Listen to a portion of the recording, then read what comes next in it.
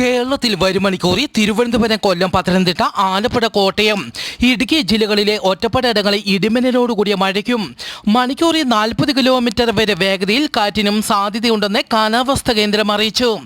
സംസ്ഥാനത്ത് വേനൽ മഴ ലഭിക്കുന്നുണ്ടെങ്കിലും പകൽ താപനില ഉയരുന്നു. ഉയർന്ന ചൂട്, സൂര്യഘാതം, സൂര്യതാപ നിർജ്ജലീകരണം തുടങ്ങിയ നിരവധി ഗുരുതരമായ ആരോഗ്യ പ്രശ്നങ്ങൾക്ക് കാരണമാകാം.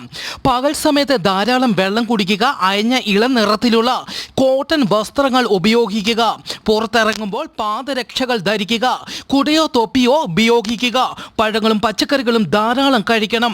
ഉച്ചവെയിലിൽ കന്നുകാലികളെ മേയാൻ വിടുന്നതും മറ്റു വളർത്തു മൃഗങ്ങളെ വെയിലത്ത് കെട്ടിയിടുന്നതും ഒഴിവാക്കണമെന്നും അറിയിച്ചു.